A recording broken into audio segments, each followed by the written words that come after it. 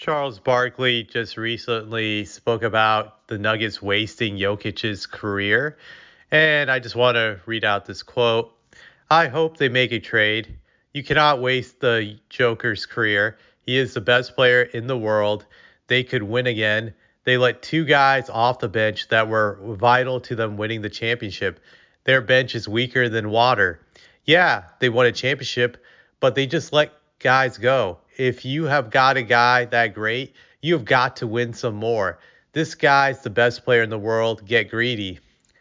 That's what Charles Barkley said a few nights ago, I believe during halftime of the Nuggets Warriors game. I saw it live when he said this.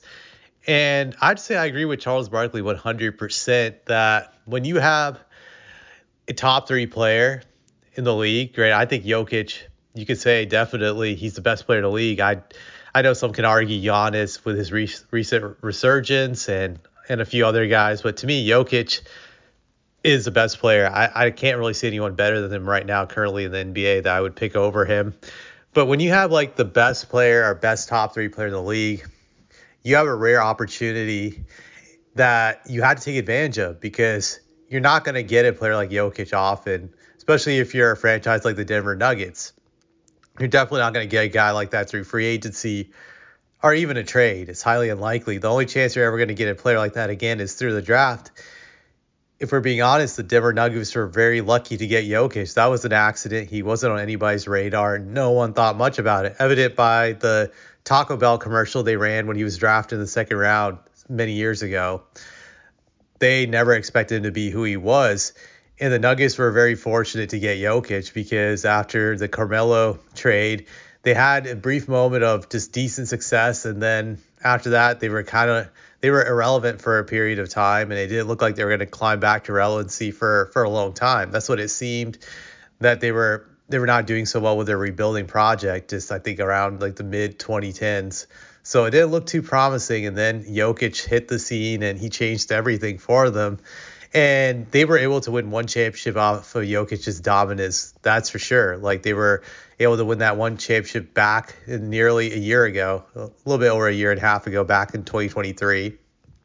But since then, I feel the Nuggets haven't made the moves to enable Jokic to win multiple championships. The first mistake was, and I don't blame the Nuggets for this, but it was like what Charles said, losing their two top bench guys after they won a championship in Bruce Brown and Jeff Green. They didn't have the ability to keep Bruce Brown, unfortunately, because they didn't have his Larry Bird rights. So the Raptors were able to steal him away from them. And Jeff Green, just I'm not sure if they could have kept him or they could have possibly, but either way, they took some huge hits by losing those two guys, and they were never able to replace their depth off the bench heading into last season. Their bench was weaker because of that. And sure, you can't hate on them for losing those guys due to the cap situation they were in, but I felt they didn't try hard enough to make trades, to make bold moves to replace them. You gotta dig deep in these types of situations. Like you don't have forever to win with Jokic, and you can't get happy with winning one title. Maybe they are. Maybe I guess they are getting happy, but I always feel when you have a player like Jokic, you gotta go all out. I remember during the Spurs championship years, the Spurs every year would try to do something to enable them to win a title with Tim Duncan. They knew they had someone special in Tim, and they had to go all out. They would always make moves, like whether it was free agent signings, whether it was trades.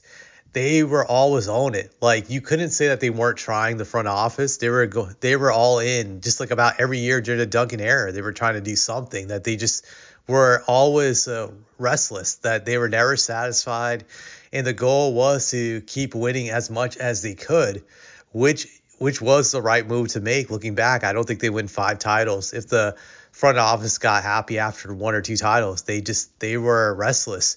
And the Nuggets should do the same thing, but I just wonder if they're just satisfied with 1 title and they're just happy to get that one, their ownership.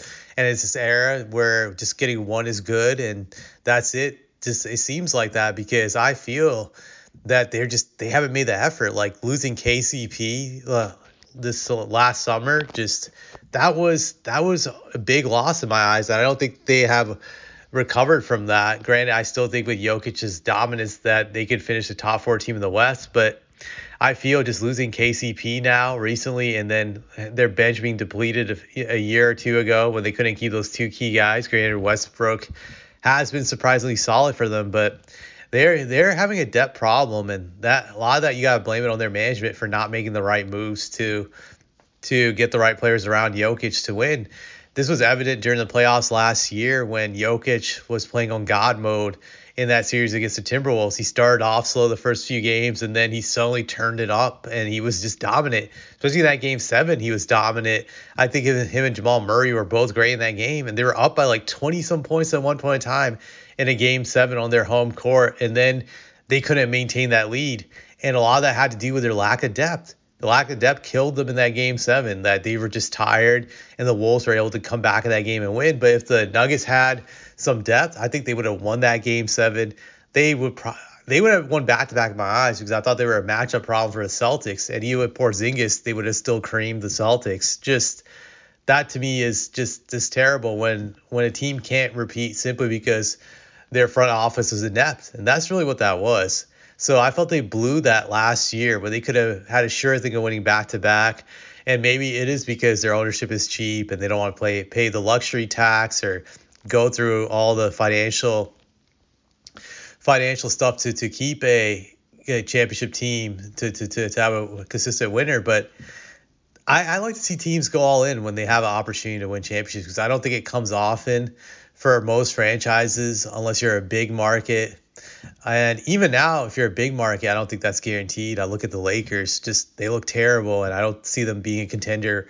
I don't know, like until like 2050 or 2060 at the rate things are going. Just they're god awful, and then you look at the Knicks, like they have been pretty much irrelevant for 20 some years up until the last like 2 years, where now they're coming back into relevancy. So you really got to seize the moment when you have the chance. And I guess it goes back to these owners being cheap and not wanting to pay.